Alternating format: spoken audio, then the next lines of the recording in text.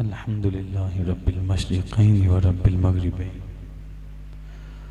वस्सलातु वस्सलामु अला नबिय्यिना जद्दिल हसन वल हुसैन व अला आलिहि व अस्हाबिहि व अहलि बैतिहि व अहलि सुन्नतिहि अजमाइन। अम्मा बअद फ़अऊज़ु बिल्लाहि मिनश शैतानिर रजीम। बिस्मिल्लाहिर्रहमानिर्रहीम। कुल ला अस्अलुकुम अलैहि अजरन इल्लल मवद्दत फिल क़ुरबा। सदक़ल्लाहुल अज़ीम व सदक़ रसूलुहुन नबियुल करीमुल अमीन। इन्नल्लाह व मलाइकतहु युसल्लूना अलन नबी या अय्युहल्लज़ीना आमनू सल्लु अलैहि व सल्लिमू तस्लीमा। दुरूद पाक पढ़ लीजिए। सलातु सलामु अलैका या रसूलल्लाह व अला आलिका व अस्हाबिका या हबीबल्लाह। अस्सलातु सलामु अलैका या नबीयल्लाह व अला आलिका व अस्हाबिका या नूरल्लाह। नवैतु सुन्नतल इतिकाफ। मेरे मोहतरम भाइयों, मोहतरम दोस्तों, अल्लाह रब्बुल इज़्ज़त के फज़ल करम से, उस मालिक की दी हुई तौफीक से महाना दरस कुरान में हम सब की हाज़िरी हुई। दुआ है मालिक कायनात हम सब का आना अपनी बारगाह में कबूल व मंजूर फरमाए। अब मैं आपको ये भी नहीं कह सकता कि आगे हो जाएं, लिहाजा ये पर्दे उठा दें ताकि बाद में आने वालों से की ज़ियारत हो सके। मेरे मोहतरम भाइयों, माह मुहर्रमुल हराम शुरू हो चुका है और अल्लाह रब्बुल इज़्ज़त के फज़ल व करम से, उस मालिक की दी हुई तौफीक से आशिकाने रसूल, आशिकाने सहाबा और अहले बैत बड़े ही मोहब्बत और अकीदत के साथ ज़िक्र सहाबा और अहले बैत में मशगूल हैं। दुआ है मालिक कायनात हमें सहाबा कराम अलैहिर्रिज़वान और करीम आका सल्लल्लाहु ताला अलैहि वसल्लम की आले पाक के खूब फ़ैज़ व बरक़ात हासिल करने की तौफ़ीक़ अता फ़रमाए। चंद बातें हैं, पैगामात हैं, आपकी गोश गुजार करने हैं। दुआ है मालिक कायनात हमें हक़ गोई की तौफ़ीक़ अता फ़रमाए। हमारी गुफ्तगू ज़्यादातर मौजूदा पेश आने वाले फितनों के हवाले से होती है, ताकि जितने नौजवान इन फितनों में किसी न किसी एतबार से आजमाइश का शिकार हों, उन तक आसान तरीके से पैगाम पहुंचाया जा सके। और बहुत सारे दोस्त आकर इस बात का इजहार भी करते हैं कि अल्लाह का फजल है, हमारे बहुत सारे वसवसे जो जहन में थे वो दूर हुए, अल्हम्दुलिल्लाह। तो ख़ास तौर पर इमाम अली मकाम इमाम हुसैन रज़ियल्लाहु ताला अन्हु आप का ज़िक्र पाक मुहर्रम में सर फहरिस्त होता है और ज़िक्र इमाम अली मकाम इमाम हुसैन रज़ियल्लाहु ताला अन्हु करना, ये समझ लें कि यजीदियत की जड़ों को काटना है।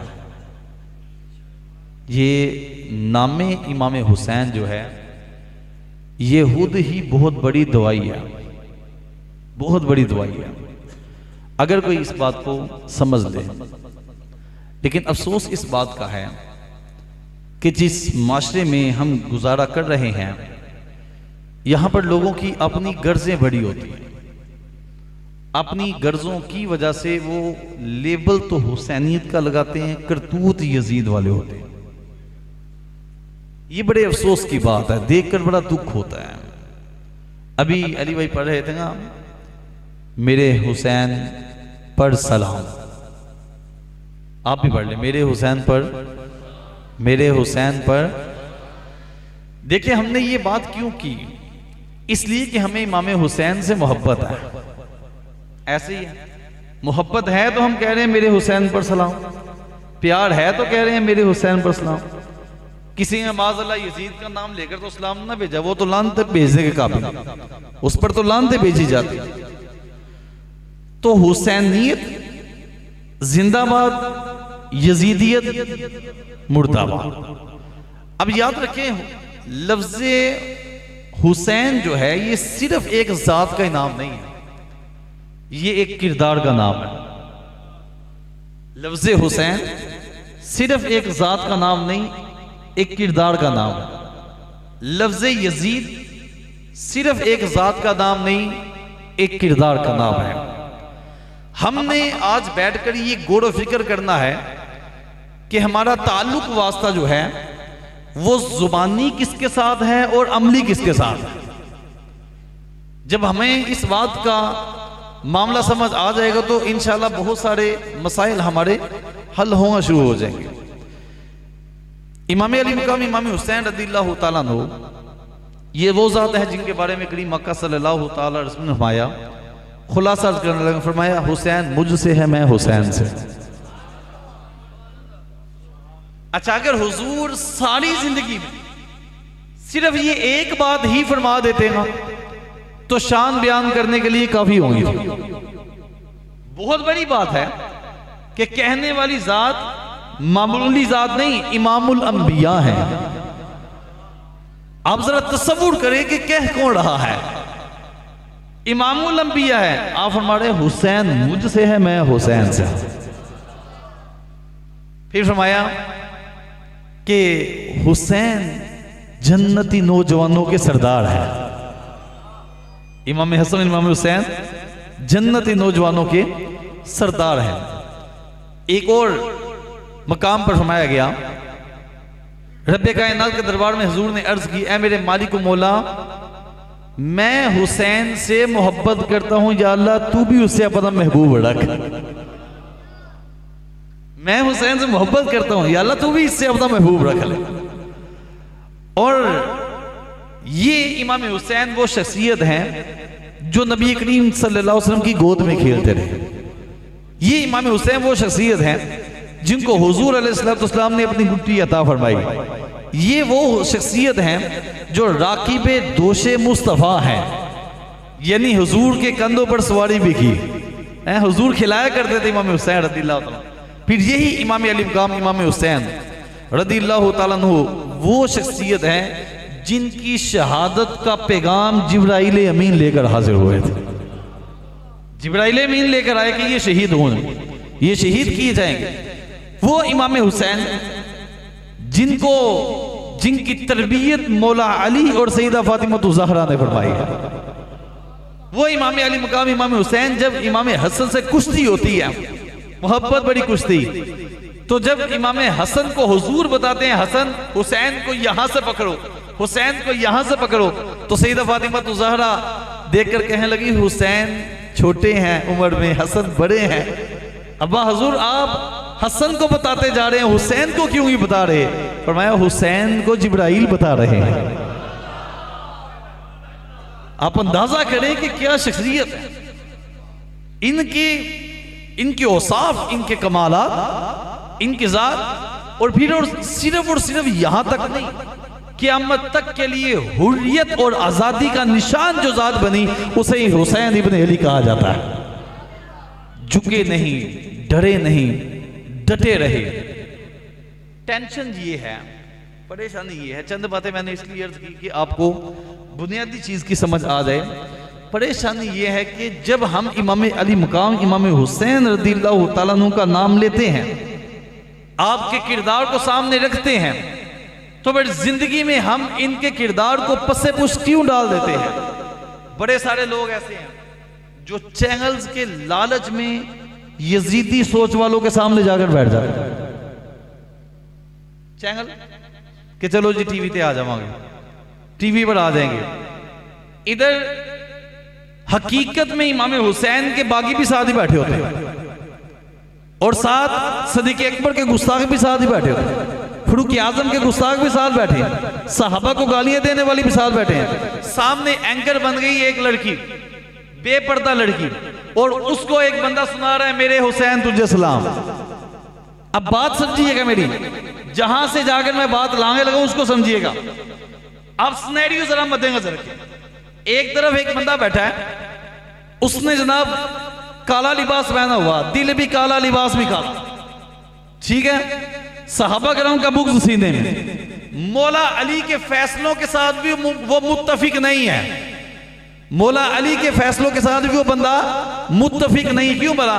मौला अली का फैसला था कि मुसल्ला रसूल पर सिद्दीक़ अकबर खड़े हों, वो मुत्तफिक नहीं है। समझे बात को? मौला अली का फैसला था कि फरूक आजम रज़ियल्लाहु ताला अन्हो के साथ अपनी बेटी के कलसूम का निकाह करूं, वो मुत्तफिक नहीं है।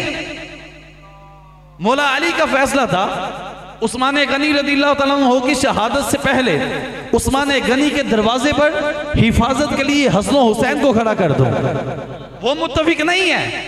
मौला अली रज़ियल्लाहु अन्हु का फैसला था, आप फरमाया जिसे मैंने देखा मुझे अबू बकर और उमर से अफजल कहता है, उसे तोहमत की सजा में 80 कोड़े लगाऊंगा, वो मुत्तफिक नहीं है। फिर भी कहता जाता है, फिर भी कहता जाता है।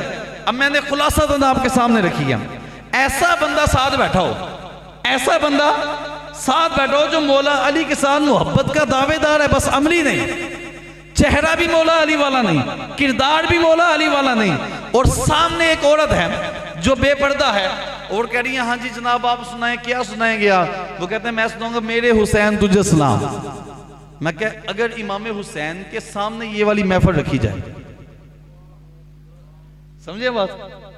अगर इसी पॉइंट को आप क्लिप को उठाएं और तसव्वुर करें कि इमाम हुसैन के सामने इसको रख दिया और फैसला इमाम हुसैन से करवाएं कि आप क्या कहते हैं, तो मुझे बताएं गैरतमंद बंदा अपने दिल से पूछे कि क्या इमाम हुसैन पसंद करेंगे, तो फिर ये हुसैनियत तो ना हुई, ये हुसैनियत तो ना हुई, ये तो यजीदियत को प्रमोट करना हुआ। ये तो वो है अगर कोई ये कहता है यहां पर और नहीं जनाब इत्तेहाद उम्मत होना चाहिए, इत्तेहाद उम्मत होना चाहिए, मौलवी साहब ऐसी बातें ना किया करो, उम्मत का इत्तेहाद होना चाहिए। मैं क्या कोई बंदा माई का लाली कह सकता है यजीद उम्मत में शामिल नहीं? कोई कह सकता है कि यजीद उम्मत मोहम्मदिया में शामिल नहीं? नहीं कह सकता, वो भी तो उम्मत में है। ऐसा ही है इमाम हुसैन ने करबो बला में क्या पैगाम दिया, क्या पैगाम दिया? आपने ये नहीं देखी कि हम 72 हैं या 82 हैं, सामने 22,000 हैं, यजीद भी तो उम्मत में शामिल है, लिहाजा इत्तेहाद उम्मत होना चाहिए। मैं हाथ में हाथ देकर इतनी बड़ी हूनरेसी को बचा लेता हूँ ना ना। इमाम हुसैन ने फरमाया चर्स और बंग के सूटे लगाने वाले, औरतों का नाच देखने वाले, नमाज़े कज़ा करने वाले, जनाब अयशिया करने वाले, कुत्तों का तमाशा देखने वाले और लड़कियों को नचवाने वाले, जिना को आम करने वाले, ऐसा यजीद पलीद के साथ इत्तेहाद नहीं हो सकता। यही पैगाम इमाम अली मुकाम इमाम हुसैन। चैंगला तो बैग इत्तेहाद कर दे जनाब, ये तुमने कौन सा इत्तेहाद निकाल लिया जो इमाम हुसैन की फिक्र से हट करो? मैंने भी फिक्र रजा नहीं बोला, वो बोलता तो फिर भी कईयों के पास अपनी तरफ से जवाब होते थे, रेडीमेड जवाब। हालांकि फिक्रे इमाम हमर रजा भी फिक्रे इमाम हुसैन का सदका है। मैंने अभी वो तो हम फिक्रे रजा का लफ्ज हम भी कॉन्फ्रेंस में बोलेंगे इंशाल्लाह। हमने फिक्रे इमाम हुसैन की बात, जिनसे ना कोई गैर मुकल्लद इख्तिलाफ कर सकता है, ना कोई मुकल्लद गैर मुकल्लद इख्तिलाफ कर सकता है, समझे बात को? ना कोई राफजी, ना कोई खारजी, ना कोई नासबी, ना कोई तफजीलिया, कोई इख्तिलाफ नहीं कर सकता। ठीक है जी, फिक्र इमाम हुसैन होनी चाहिए। तो जनाब ये फिक्र इमाम हुसैन तो यही है कि अगर सामने बातिल हो। अच्छा यजीद मुसल्ले का इमाम भी था, पता है आपको? यजीद मिंबर पर बैठकर तकरीर भी कर लिया करता। यजीद हाफिज़ कुरान भी था, हाफिज़ कुरान भी था, चेहरे पे उसकी दाढ़ी भी थी। इतना कुछ होने के बावजूद इमाम हुसैन ने हाथ में हाथ नहीं दिया। बात तो कोई है, बात तो कोई है। आज आपके मोहल्ले में अगर किसी को पता चल जाए कि हमारे इमाम साहब फलां नाजायज जगह पर पाए गए थे, तो पीछे मुक्तदी नमाज ही पढ़ता। वो कहता मैं नहीं पढ़ना। मैं क्यों? मैं कह यार इमाम साहब ही आएंगे, 2 सूटे ही लगाएंगे ना चर्च दे। क्या हो गया जनाब? 2 सूटे ही लगाए हैं, बंदी भी है उन्होंने। और जनाब क्या हो गया? बीबियों के साथ उन्होंने गले ही मिले हैं, क्या हो गया? इसे खड़ा करें मुसल्ले पर। कहते जी नहीं कर सकते, मैं क्या गैरतमंद बंदा कह रहा है कि नहीं कर सकते, तो इस गैरतमंद की गैरत उस वक्त कहां चली जाती है जब मुसल्ला रसूल के ऊपर तू एक ऐसे बंदे को खड़ा करना पसंद नहीं करता जिसकी तबीयत के अंदर एक दो नाजायज काम देख ले, ते जेरा पीर सिर तू लैके पैरों तक ही नाजायज हो, उसे मिंबरे रसूल दे दोगे हैं, उसके हाथ में हाथ दे दोगे। आज अगर ये मेरे सामने तफसीर है, तफसीर के अंदर कुरान पाक ही होता है, समझ ले मेरे हाथ में कुरान पाक है, कुरान पाक का जुज़ है मेरे हाथ में, मैं हाथ में पकड़ कर आपको कह रहा हूं, अगर आजकल के पीरों की तादाद लाइन जमा की जाए ना और उनको नुक्ता नजर इमाम हुसैन के देखा जाए, यकीन जाने 90% पीर पीरी मुरीदी तो फारग हो जाते, 90% पीर। क्यों शाहज़ाद 90% पीर पीरी मुरीदी तो फारग हो जाते। वजह यह है कि उनके चेले ना हमें इस तरह की बात करने देंगे, ना इस तरह की बात बर्दाश्त करेंगे कि अगर हक बयान हो गया तो काम खराब हो जाए। मोहतरम, अब अगर कुरान सामने रखकर भी कोई बात करे तो फिर भी किसी को यकीन ना हो, तो मैं आपको एक और बात बताता हूँ, हुसैनियत क्या है, हुसैनियत क्या है। हुसैनियत जितने भी डब घरब नाजायज पीर हैं इन पीर, अच्छा दो बातें होती हैं, एक बात याद रख लें, एक होता है सैयद की जात पाक, एक होती है सैयद की जात। सादात का अदब एहतराम हम पर वाजिब है, सादात का अदब एहतराम हम पर, सादात का अदब एहतराम हम पर, बोले जरा क्या है। आला हज़रत रहमतुल्लाह तआला फतावा रज़िया में फरमाया सैयद अगर हालत गैर में भी होगा तब भी उसकी तज़ीम वाजिब है। हालत गैर का मतलब क्या। अच्छा लोग कहते हैं जी पढ़े लिखे नहीं है, 8 क्लास से पढ़े हुए हैं, रियाज कादरी साहब तो तुम के ऐसा पीर बनाया हुआ है, तो मैं क्या मुफ्तियों के पास बैठे हुए थे मीर अहले सुन्नत मुफ्ती, ये सवाल जो मैंने आपके सामने रखा है ना, ये मुफ्तियों के सामने बैठे हुए थे मीर अहले सुन्नत, वो मुफ्ती जो इस वक्त दावत इस्लामी के बड़े बड़े मुफ्ती माने जाते हैं, तो वहां पर बैठे बैठे मीर अहले सुन्नत के सामने एक सैयद साहब आ गए, तो उनके चेहरे पर दाढ़ी नहीं थी, चेहरे पर दाढ़ी नहीं थी, तो मीर सुन्नत खड़े हुए हाथ बांधे, सैयद साहब आए, आपने दस्तबोसी की, हाथ चूमे, पास बिठा लिया। अब जो मुफ्ती थे सामने मोहतरम, मुफ्ती थे, और वो ऐसे मुफ्ती नहीं है कि अपने बंदे का काम हो तो फतवा और तरह का दे दे, हमें एतबार है अल्हम्दुलिल्लाह दारुल इफ्ता पर। उन्होंने जनाब जब देखा तो वो वाली निगाह से देखने लगे जिसे हम कहते हैं सवालिया निशान है, सवालिया अंदाज से देखने लगे। जब सैयद साहब चले गए तो पीर साहब से कहने लगे बापा ये आपने फासिक, ये तो फासिक है, तो फासिक की तज़ीम के बारे में तो आला हज़रत रहमतुल्लाह मना फरमाया, फासिक की तज़ीम तो नहीं कर सकते, ये लियास कादरी है। आपने फरमाया, आपने फतावा रज़मिया वो जुज़िया नहीं पढ़ा जहां आला हज़रत ने फरमाया कि सैयद अगर हालत गैर में भी हो तो उसकी तज़ीम वाजिब है, ये नहीं पढ़ा। अब मुफ्तियान कराम कहने लगे पढ़ा तो है लेकिन समझा ही नहीं है। फरमाया मैं समझाता हूँ। फरमाया हालत गैर का मतलब क्या है, ये तो नहीं है कि वो सहाबा कराम को गाली दे तो हालत गैर में होगा, ये तो नहीं है कि वो कुफर बकते तब हालत गैर में होगा, माज़अल्लाह। कहा अकीदा ठीक है, हालत उसकी वो नहीं है जो रसूलुल्लाह की पसंद की है, तो इसलिए हालत गैर में आ गया। लिहाजा सैयद अकीदा सारा ठीक है, बस अमल के एतबार से कमजोरी है, ताज़ीम फिर भी वाजिब है, उसकी ताज़ीम वाजिब है। अब इस नुक्ते को अगर सामने रखा जाए तो बहुत सारे लोगों ने समझ लिया कि शायद सादात कराम जब तक वो जनाब दारे इस्लाम से बिल्कुल कोई खारिज ना हो जाए तब तक हम उसका अदब करेंगे, चाहे वो सहाबा कराम को गालियां देता रहा, ऐसा नहीं है।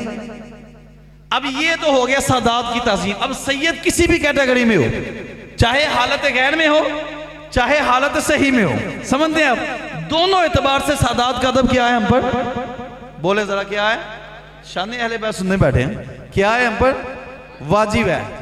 तो अब जब वाजिब है तो सवाल ये पैदा होता है कि बैत किस सैयद की जाएगी, बैत किस सैयद की हो, ये अगला सवाल। मुहतरम बैत के लिए अदब दोनों का है, अदब दोनों का है। बैत उसकी होगी जिसके अंदर बैत की चारों शराइत पाई जाती हो, समझ आ गई। बैत आप उस सैयद की करेंगे जिसके अंदर चारों शराइत पाई जाती हूं। अब ऐसा नहीं हम कहते कि जनाब सैयद अगर हालत गैर में है तो उसको माज़अल्लाह बुरा भला कहेंगे शुरू, ना ना बिल्कुल नहीं कह सकते। अगर वो वाक़तन सैयद है, उनका अदब है, बैत कहाँ करनी है, हाथ में हाथ कहाँ देना है, किसके हाथ में हाथ देना है, आगे फैज पाने के लिए। फैज तो उनको भी मिल रहा है, लेकिन फैज तक पहुंचाने के लिए कुछ शरायत है, समझे, कुछ शरायत है। फरमाया जिसके हाथ में बैत करनी है उसके लिए 4 शर्तों को होना जरूरी है। नंबर 1, सहीउल अकीदा हो। नंबर 1, सहीउल अकीदा हो। इसका क्या मतलब है? किसी सहाबी, किसी अहले बैत दहाड़ में से जितने भी अफराद गुजरे हैं, औलिया अल्लाह हो, सहाबा कराम हो, हजरत अमीर मुआविया रज़ियल्लाहु ताला, हजरत वहशी तक जितने सहाबा कराम हैं, इन सब सहाबा कराम के जन्नती होने का यकीन रखता हो, सहीउल अकीदा हो। कहीं उसके अकीदे में ऐसी खराबी ना हो कि नबी के पास दीवार के पीछे का इल्म नहीं, वो देख कुछ नहीं सकते, वो आते जाते नहीं है, इस तरह की खराबी कहीं ना हो। हर एतबार से उसका अकीदा ठीक हो, पहली शर्त। दूसरी शर्त ये कि वो फासिक ना हो। क्या ना हो? फासिक ना हो। फासिक किसे कहते हैं? यानी एलानिया गुनाह करने वाला। एलानिया गुनाह, दाढ़ी का मुंडाना, लिटे बढ़ा लेगा, 10 अंगूठियां पहन लेगा, चढ़ बंग के सूटे लगागा, ये सामने नाजायज काम जो है, ये काम ना करता हो। मुरवजा कवाली भी इसमें शामिल है, ये काम ना करता हो। 2 चीजें हो गई। आज हुसैनियत को सीख कर जाइएगा कि कैसे होती है। पहली बात वो सहीउल अकीदा हो, दूसरी बात फासी के मौलिन ना हो, तीसरी बात अपनी जरूरत के मसाइल किताबों से निकाल सके। अपनी आज इन किताब में ताल्लुक वास्ता ही नहीं हुआ, कहना शरीयत वाले ओढ़ने, तरीकत वाले ओढ़ने, ये नहीं होता मोहतरम। शरीयत और तरीकत को अलग नहीं कोई कर सकता है जी। ऐसी तरीकत वाले हैं, तुसी शरीयत वाले हो, मौलवी हो तुसी शरीयत वाले, ऐसी तरीकत वाले। तो ये क्या तुझे पता चला? क्या पहले सहाबा किराम अलैहिर्रिज़वान को, औलिया अल्लाह को पता नहीं चला? ये तुम्हारे पास ही ये वाली कितर सिंह यही है, अपनी जरूरत के मसाइल किताबों से निकाल सकता हो। 3 शर्तें होगी। चौथी शर्त, खुद सैयद हो, खुद सैयद हो या किसी सैयद ने उसे बैत करने की इजाजत दे दी हो। 4 शर्तें होगी पूरी। पहली शर्त सहीउल अकीदा, दूसरी शर्त फासिक ना हो, तीसरी शर्त जरूरत के मसाइल किताबों से निकाल सकता हो, चौथी शर्त बिल वास्ता या बिला वास्ता उसका सिलसिला रसूलुल्लाह सल्लल्लाहु अलैहि वसल्लम से जाकर मिलता हो, यानी खुद सैयद हो या किसी सैयद ने उसे बैत की इजाजत दे दी हो। ये 4 शर्तें जिसके अंदर होंगी वो बैत कर सकता है, वो बैत कर सकता है। हमारे यहाँ गलत फहमी ये पैदा होगी कि हमने समझा कि शायद बड़े पीर साहब या उससे बड़े पीर साहब, उनकी जितनी औलाद है नीचे आ गई, अब वो बैत कर सकती है। हमारे यहां ये गलत फहमी पैदा होगी। अब पीर साहब तो बाशरा थे, लेकिन औलाद साहब आगे से मम्मी डैडी बन गए, मम्मी डैडी होगी, तो औलाद की बैत नहीं हो सकती जब तक कि वो शरीयत के इस उसूल के तहत ना आ जाए। वो जहां भी रहेगी औलाद, उसका अदब सैयद होने के एतबार से वाजिब है, लेकिन पीर बन सकते, पीर बन सकते नहीं है। ये वो जुजिया है जिस पर अगर बहुत सारे लोगों को टेंशन बन जाती है। वो चल रहे होते हैं, नस्ल दर नस्ल चल रहे होते हैं। मोहतरम, हमें आंखें खोलनी होगी। अब मिंबरे रसूल के ऊपर वो बैठे जिसके अंदर ये शराइत पाई जा रही हो, यानी कि बैत के लिए कह रहा हूं, बैत के लिए मिंबरे रसूल पर वो बैठे जिसके अंदर ये शराइत पाई जा रही है। हमें इस हवाले से बड़ा फोकस करना होगा। और अगर आप अपने गिरदुनवा में नजर दोहराएगा तो बहुत सारे गद्दी नशीन ऐसे हैं जो इन शराइत के तहत अब पीरी मुरीदी कर सकते, वो इनवैलिड है, वो वैलिड नहीं है जब तक कि वो शरीयत के दायरे में आ जाए। और अगर कोई पीर साहब के साथ ज़ादे साहब चैनल पर चले जाएं और जाकर बीबियों के साथ भी उनका गठजोड़ हो, जाकर राफजियों के साथ भी उनका गठजोड़ हो, जाकर कादियानियों के, चलो कादियानियों को तो हम साइड पर कर देते हैं, वो जनाब नासबी, खारजी, राफजी सारे एक जगह जमा हो जाएं और पीर साहब के शहजादे साहब कहें जनाब हमारी मजबूरी है कि हम यहाँ पर आएंगे तो काम होगा।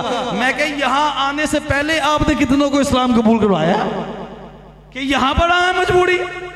और किसी ने घसीट कर कहा था कि पीर साहब पैंट शर्ट पा के यही हो तो फिर ही दूसरी चलोगे। ये हमारी सोच है, हमने अपना ज़ाविया इस तरह का बना रखा। और ये वो मफादात हैं, ये वो मफादात हैं जिनके तहत लोग जो है वो गुमराही की तरफ जाते हैं। जो बंदा ऐसे पोला होता है ना, थोड़ा सा बंदा कहता है हैड ये कोई गल नहीं, वो भी तो करते पे ना, वो भी तो जा रहा है, तो फिर तबाही होती है, फिर लोग जनाब आगे बढ़ते हैं। मैं फतावा रज़िया पढ़ रहा था आज, जिल्द नंबर 14 के अंदर आला हज़रत रहमतुल्लाह ताला अलैह ने रवाफिज के चंद कुफरिया फतावा आजाद बयान की, यानी जिसमें उन्होंने ये बयान किया कि जनाब ये अगर आप आगे हो सकते हैं तो बार बार वो इशारा कर रहे हैं कि आगे कोशिश करेंगे, हम अगली दफ़ा प्रोजेक्टर लगा दें इंशाअल्लाह ताला, अगर आगे हो सकते हैं। सल्लु अलल हबीब सल्लल्लाहु तआला अला मुहम्मद सल्लल्लाहु अलैहि वसल्लम। अच्छा, यहां पर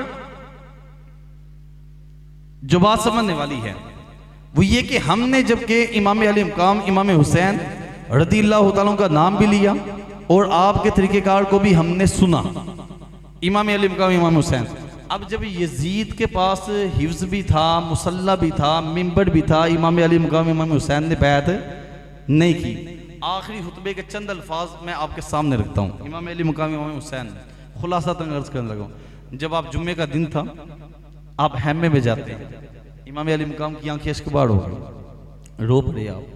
अहले हना ने पूछा कि इतनी शहादतें हुई आप रोए नहीं हैं, अब क्यों रोते?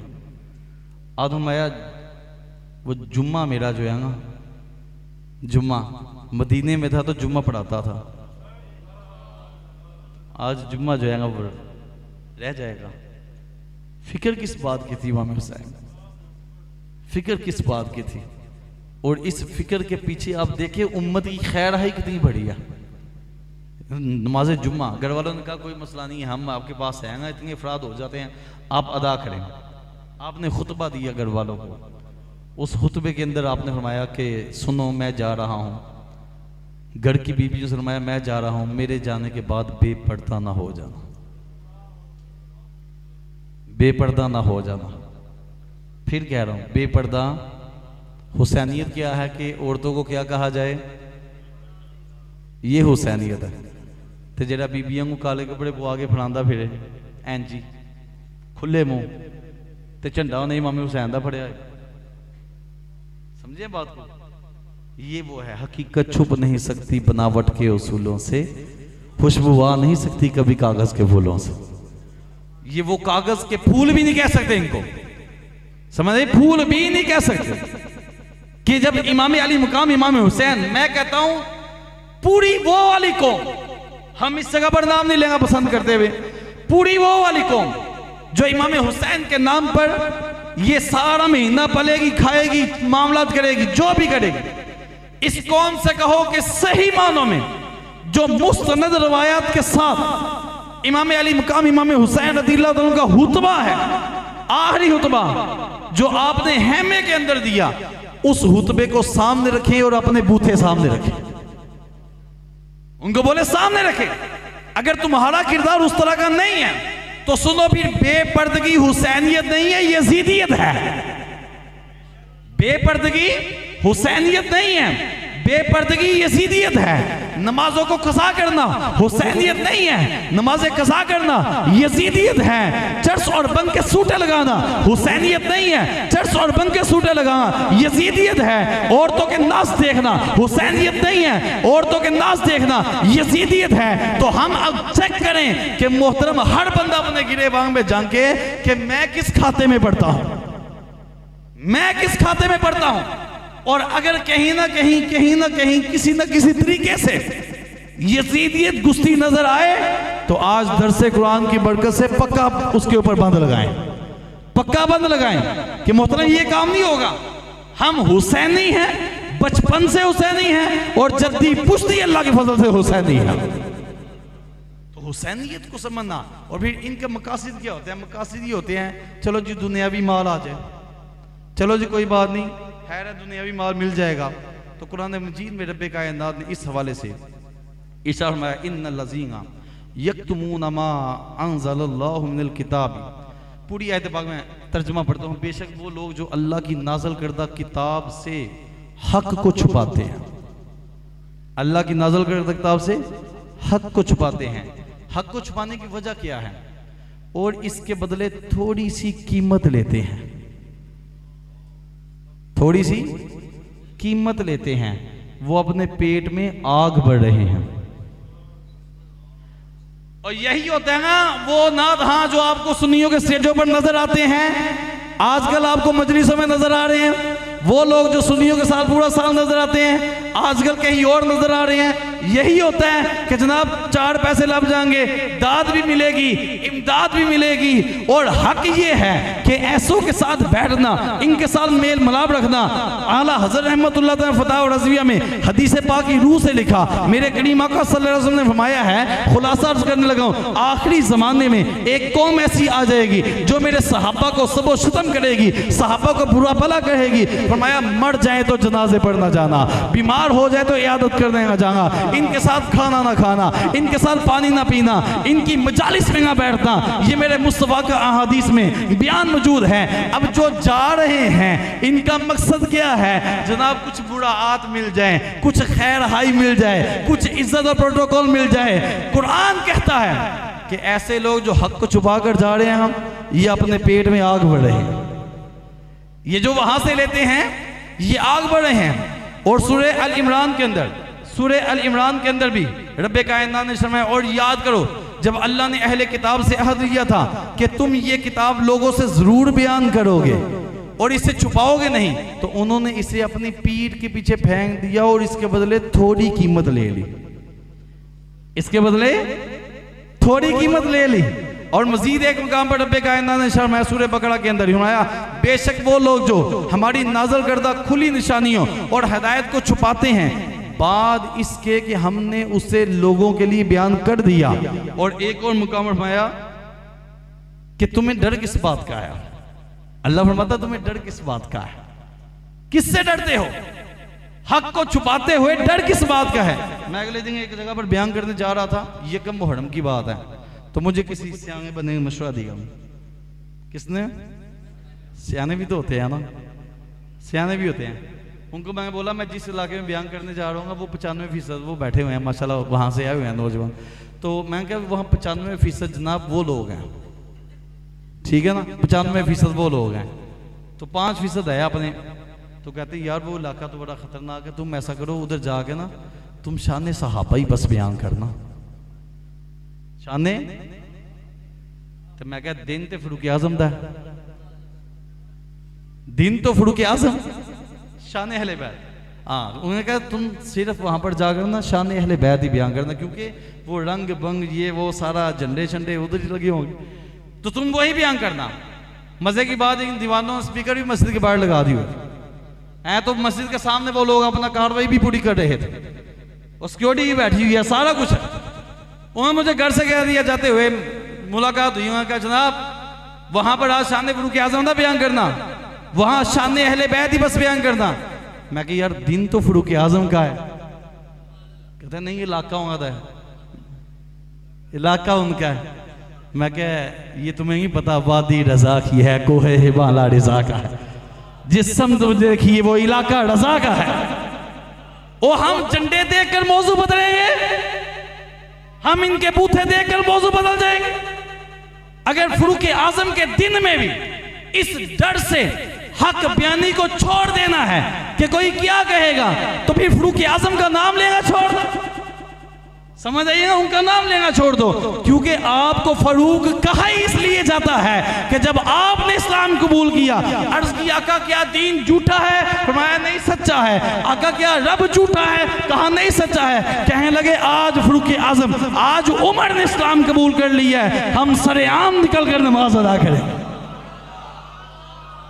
फारिके हक व बातिल इमामुल हुदा, तैगे मसलूल शिद्दत में लाखों सलाम।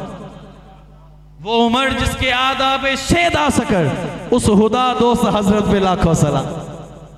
तो मैं कह ये नहीं हो सकता मोहतरम, जो दिन है हम गुफ्तगू भी वही करेंगे, क्योंकि हम सबको मानने वाले हैं, सबको मानने वाले हैं। आखिर पर जाते हुए आपको एक और पैगाम, कुछ क्वेश्चन आपके जहनों के नक्श कर देता हूं, ताकि कभी भी आपको कोई मसला हो ना तो आप वो सवाल की मदद से अपने अकीदे पर पहरा दे सकें। उन सवालात की मदद से सवाल ये है,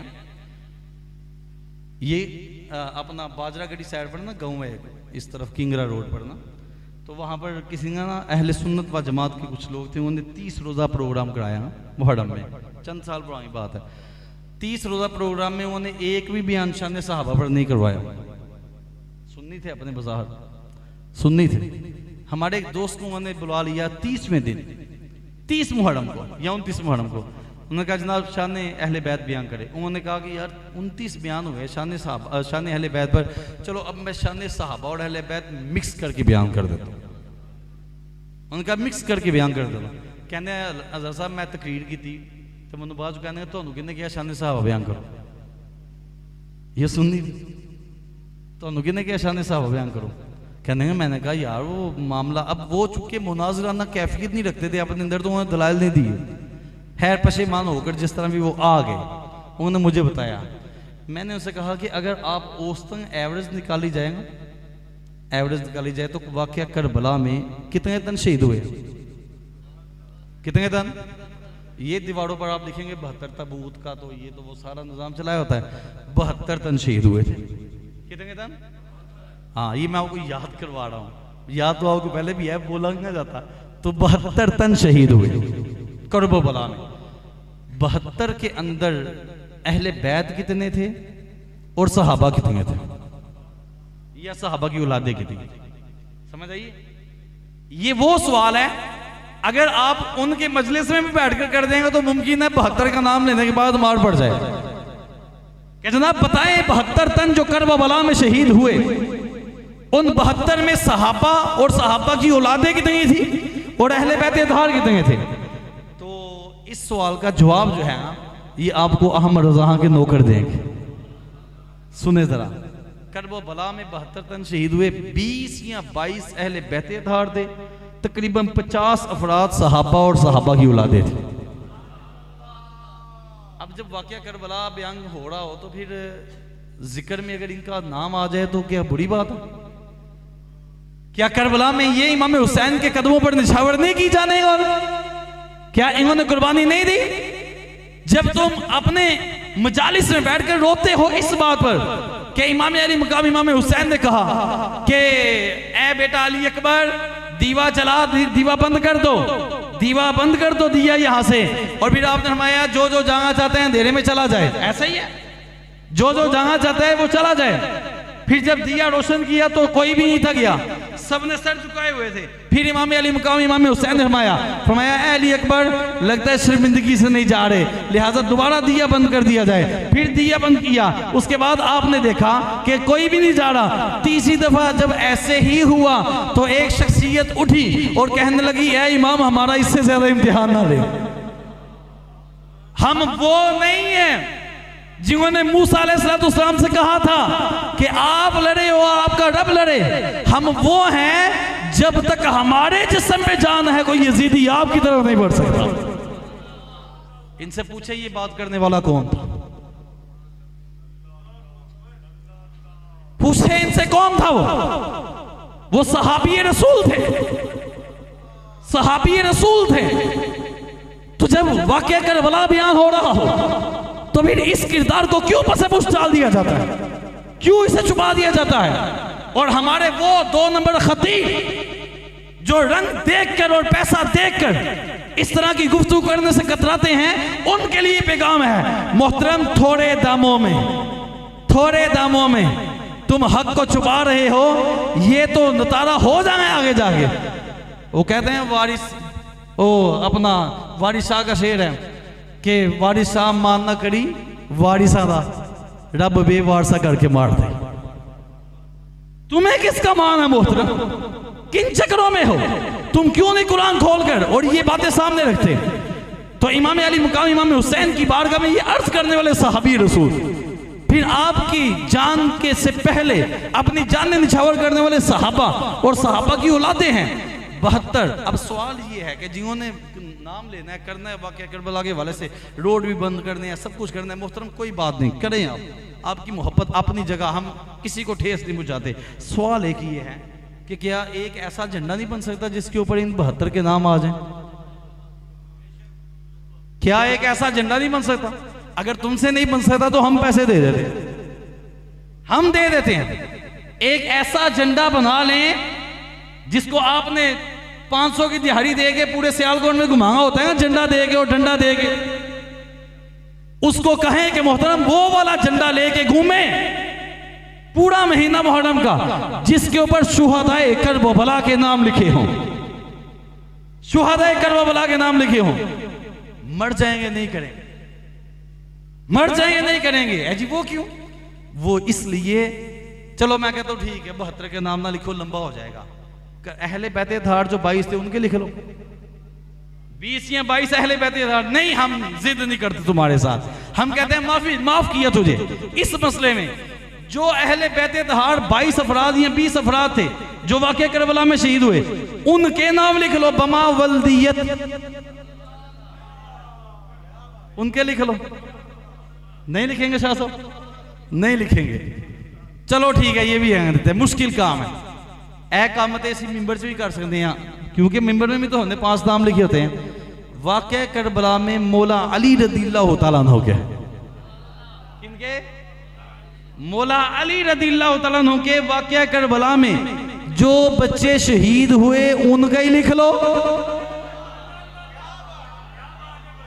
अब आप कहें हैदर हैदर हैदर हैदर हैदर हैदर हैदर, ये है ज़र्बे हैदरी, इसे बोलते हैं ज़र्बे हैदरी। मौला अली रज़ियल्लाहु तआला अन्हु वो बच्चे जो करबला में शहीद हुए, हम कहते हैं जनाब 50 नहीं 72 नहीं, वो बच्चे जो शहीद हुए, मैं सिर्फ 2 का नाम लेने लगा हूं, सुन्नी के सीने में ठंड पड़ जाएगी।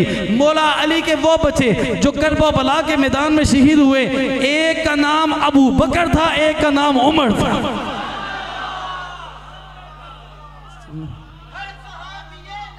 जन्नती जन्नती जन्नती जन्नती। अब यहां पर एक सवाल ज़हन में आ गया। सवाल ये है कि मोहतरम ये बताएं कि हम जितने भी बैठे हुए हैं, किसी का नाम यजीद रखा है माँ बाप ने? कोई यजीद नाम का तो नहीं बैठा हुआ, उमर नाम का कोई बैठा हुआ है, अबू बकर नाम का कोई बैठा हुआ है? जरा हाथ उठाएं। ये उमर है, वो अबू बकर हैं। अली नाम का कोई बैठा हुआ है? सुभान अल्लाह। हैं उस्मान नाम के हैं? यानी कि आप लोगों के नाम आपके वालिदैन ने रखे, क्यों भला? ये इसलिए रखे कि इन जातों से उनको मोहब्बत थी, इन जातों से उनको। अगर किसी के माँ बाप ने नाम अबू बकर रखा सिद्दीक़ अकबर की वजह से, और बड़ा होने के बाद वो सिद्दीक़ अकबर के मुखालिफ हो जाए, तो वो माँ बाप नाराज होंगे उससे, कहेंगे ये क्या कर रहे हो, हम तो प्यार करते थे उससे, हम तो प्यार करते हैं, तुम कैसी बातें कर रहे हो? समझे बात को? बिला तमसील नाम हमेशा उन जातों के नाम पर रखे जाते हैं जिनसे बंदा कहते हैं हमारे बुजुर्ग है, इनका फैज मिलेगा। फिर मौला अली रज़ियल्लाहु तआला ने अबू बकर और उमर नाम इसीलिए तो रखे थे, इसीलिए तो रखे थे। आपने नाम रखकर बता दिया, और मैं कुर्बान जाऊं मौला अली की फरासत पर, निगाहे मौला अली पर हमारी लाखों जाने कुर्बान हो जाए कि निगाह कहां तक देख रही थी कि कहां कहां बिजनेस होने हैं, कहां कहां कारोबार हो गए हैं। सिर्फ हमें आगे रखकर, सिर्फ इमाम हुसैन को आगे रखकर मौला अली रज़ियल्लाहु तआला अन्हु ने वो आगे वाले मामलात पर भी निगाह रखी, और अपने बेटों का, वो वाले बेटों का नाम जिन्होंने करबला में शहीद होना था, एक का नाम अबू बकर रख दिया, एक का नाम उमर रख दिया, ताकि क़यामत तक के लिए कोई इनको बुरा भला कहने वाला वाक़या करबला के नाम पर कारोबार करने जाए तो उसे अहमद रज़ा के नौकर सीधे हाथ का तमाचा रसीद करे और कहे निकल जा बदबख्ता, जिनका नाम लेता है उनके बच्चों का नाम लेते हुए तुझे मौत पड़ती है। मौला अली से प्यार है, उनके बच्चों से प्यार है। लोग ये भी कहने मौला अली के बच्चों को बुरा भला कह आले ते लानत। हम कहते हैं बिल्कुल सही कहा है, बिल्कुल सही कहा है, बिल्कुल सही कहा है। अब बस चेक ये करने के लानत है कहां, चेक ये करने के लानत है कहां। आप इनमें से अपने किसी आशिक़ रसूल को, आशिक़ सहाबा अहले बैत जिसके सीने में रसूलुल्लाह की मोहब्बत है, उसे पकड़ें, साथ खड़ा करें और वहां से जाकर मजलिस से कोई बंदा मिंबर से उठाकर लाकर साथ खड़ा कर दे। फासले ना खड़ी हो, कोई फुट का फासला रख ली हैं, तो आप 05 पर रख के ना आईफोन पर दूर से रख के तस्वीर खींच लें, तो किसी चूड़े से फैसला कराएगा जो सोना केड़ा लगता पे। समझ आई? वो भी क्या है, नहीं ऐ बंदा ये क्यों भला, क्योंकि नूर आंखों पे तो चेहरों पे उजाले हों, मुस्तफा वालों के अंदाज ही निराले हों। या रसूल, या रसूल अल्लाह, या रसूल अल्लाह। ये पैगाम है आपके पास मोहतरम। बिल्कुल किसी ऐसे के पास ना बैठे जो सहाबा कराम के बारे में वसवसे डाल। पहले बंदा ना तफजीलिया बनता है, तफजीलिया ये इनकी कहता है मैं सबसे प्यार करता हूँ, बस मैं मौला अली को अफजल जानता हूँ उनसे। पहले ये बनता है, फिर इसके बाद राफजी बनता है। ये पहला स्टेप है, पहले वो तफजीलिया बनता है अपनी जहनों में। पहले छोटी छोटी गुस्ताहियाँ शुरू करता है वलियों की, वलियों में सादात भी बड़े हैं, वलियों की गुस्ताहियाँ करेगा, फिर वहाँ से फिर वो सहाबा कराम पढ़ाएगा, फिर सहाबा कराम से आगे जाइए सहाबा कराम शेखैन करीमैन तक जाएगा। तो ये स्टेप बाय स्टेप होता है। तो हम कहते हैं मग्स को बाग में आने ना देना, ना हक हूंद परवानों का होगा। मतलब समझे इसका? नहीं समझे, मैं समझाता हूँ। मग्स कहते हैं शहद की मक्खी को। किसे बोलते हैं? शहद की मक्खी को। शायर कहते हैं मग्स को बाग में आने ना देना, ना हक हूंद परवानों को होगा। मतलब ये कि शहद की मक्खी को बाग में ना जाने देगा, परवाने जल जाएंगे। मैं क्या मतलब क्या है जनाब, परवानों का और शहद की मक्खी का क्या ताल्लुक? कहता है बताता हूँ, मैं बताता हूँ। शहद की मक्खी बाग में आएगी, फूलों के रस चूसेगी, जाकर छत्ता बनाएगी, छत्ता बनाएगी तो शहद बनेगा, शहद उतारने वाला शहद उतार कर ले जाएगा, छत्ता भी ले जाएगा काट कर, शहद निकाल कर अलग कर लिया जाएगा, छत्ते की बनेगी मोम। छत्ते की क्या बनेगी? मोम की बनेगी मोमबत्ती। मोमबत्ती बिकेगी, जलेगी, तो फिर परवाने आकर जलेंगे। समझे? शायर कहता है पहला बुआ ही बंद करो, पहला दरवाजा ही बंद करो। ना मक्खी बाग में आए, ना फूलों का रस चूसे, ना वो छत्ता बनाए, ना शहद बने, ना छत्ते की मोम बने, ना मोमबत्ती बने, ना मोमबत्ती जले, ना ही परवाने आए और ना ही परवाने जले। मक्स को बाग में आने ना देना, ना हक हूंद परवानों का होगा। यहाँ बैठकर हम यही पैगाम दे रहे होते हैं मोहतरम, हम पहला दरवाजा ही बंद करें। और ये सबक हमें बरेली के ताजदार ने अपने बचपन से दिया है। आला हज़रत रहमतुल्लाह तआला अलैह हैं, बचपन का ज़माना है, कुछ लड़कों के साथ खेल रहे थे, सामने से एक नाचने वाली जा रही है, सब बच्चे उसको देख रहे हैं, तालियां बजा रहे हैं। मेरे इमाम ने अपना कुर्ता उठाया, कुर्ता उठा के अपनी आंखों पर ढक लेते हैं। उस औरत ने देखा और पास आकर कहने लगी, बेटा ये तुमने क्या किया, ये आपने क्या किया? अगर आपका सितर खुल जाता तो, अगर शर्मगाह जाहिर हो जाती तो। मेरे इमाम का हकीमाना जवाब सुनिए, फरमाया पहले आंख बहकती है, पहले आंख बहकती है, फिर दिल बहकता है, फिर बात सितर तक पहुंचती है। मैंने पहला दरवाजा ही बंद कर दिया था। समझे? तो बेअदबियों के जो दरवाजे खुलते हैं ये बड़ी दूर तक ले जाते हैं। पहला दरवाजा ही बंद करें, ऐसे लोगों की सोहबतियाँ एहतियार करें। अगर कोई स्टेटस लगाता है या बेचता है तो ब्लॉक की ऑप्शन होती है, अंदर ब्लॉक की ऑप्शन होती है, फौरन ब्लॉक करें, अपने ईमान को बचाएं। ये बड़ा पूर्ण फितन दौर है और इसको बचाने के लिए अल्हम्दुलिल्लाह दावत इस्लामी का मुश्किल माहौल आपके पास है। मदनी चैनल लगाएं, तसल्ली से देखें आप जनाब, आपको बहुत कुछ मिलेगा, बहुत सारा इल्म दीन मिलेगा। तो मैं दुआ करता हूँ कि मालिक कायनात हमारी मुश्किलात को आसान फरमाए। आखिर पर एक दो मसला समाज फरमा लीजिए। कुछ लोगों के जहन में होता है कि कुर्बानी का गोश्त शायद मुहर्रम से पहले ख़त्म करना ज़रूरी है।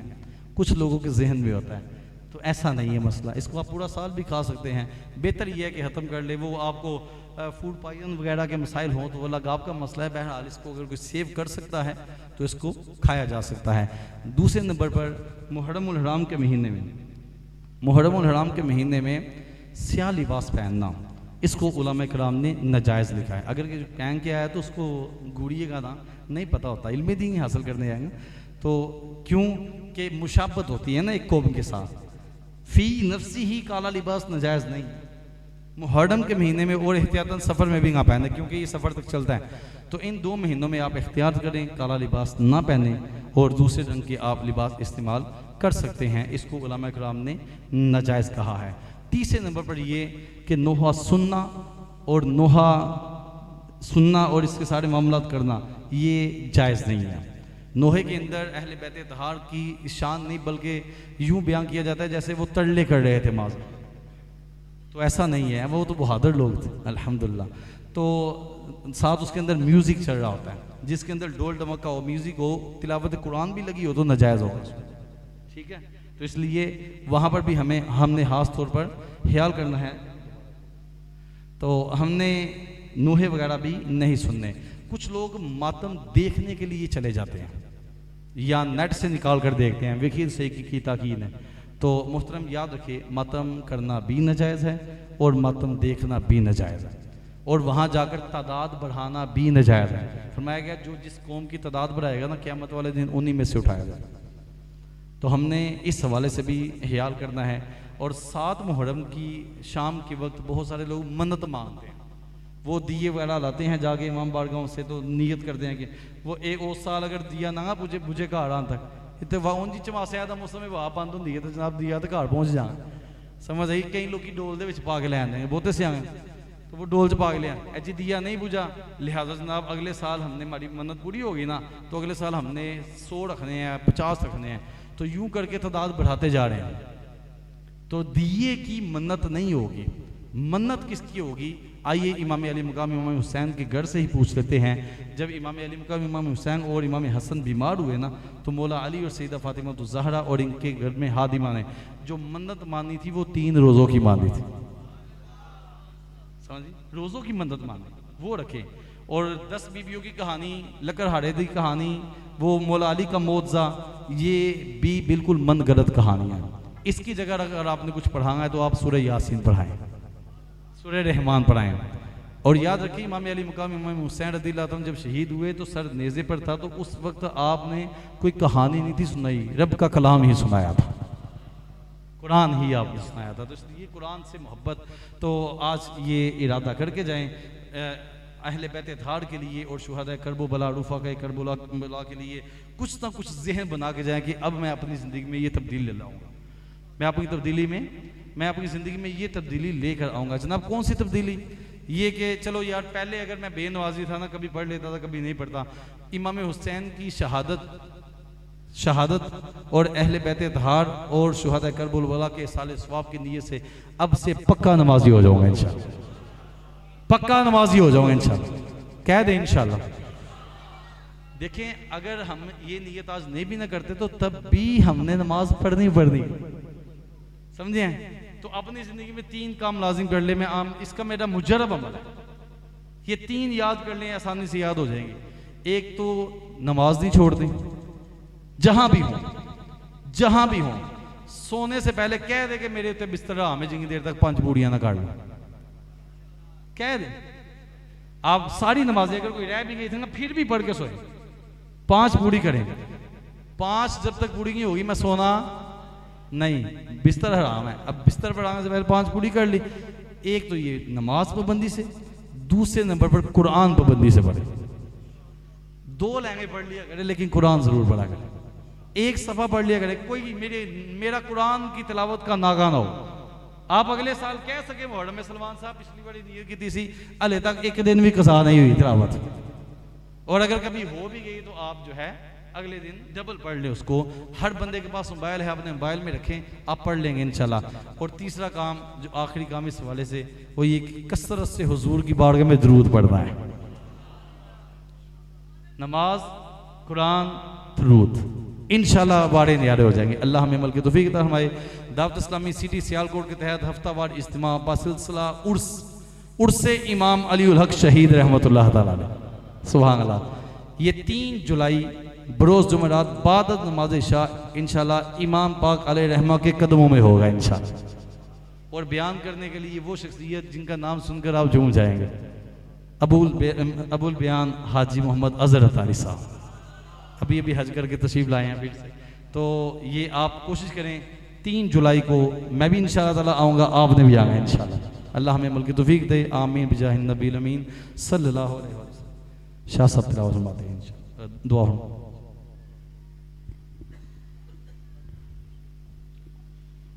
बिस्मिल्लाहिर्रहमानिर्रहीम। अल्लाहुम्मा सल्लि अला सय्यिदिना मुहम्मद व अला आलि सय्यिदिना मुहम्मद व बारिक व सल्लम अलैहि। रब्बना आतिना फिद दुनिया हसनतन व फिल आखिरति हसनतन व क़िना अज़ाबन्नार। रब्बी जअलनी मुक़ीमस सलाति मिन ज़ुर्रिय्यति रब्बना व तक़ब्बल दुआई। रब्बना इग़फ़िर ली व लिवालिदैया व लिल मुमिनीना यौम यक़ूमुल हिसाब। अस्तग़फ़िरुल्लाह रब्बी मिन कुल्लि ज़ंबिन व अतूबु इलैह। अस्तग़फ़िरुल्लाह रब्बी मिन कुल्लि ज़ंबिन व अतूबु इलैह। अस्तग़फ़िरुल्लाह रब्बी मिन कुल्लि ज़ंबिन व अतूबु इलैह। या परवरदिगार हमारी सब की ख़ताओं को माफ़ कर दे, गलतियों पे दरगुज़र फरमा दे, ख़ात्मा बिल खैर वल ईमान पर फरमान। मदीना अल मुनव्वरा में आफियत के साथ में शहादत नसीब फरमान।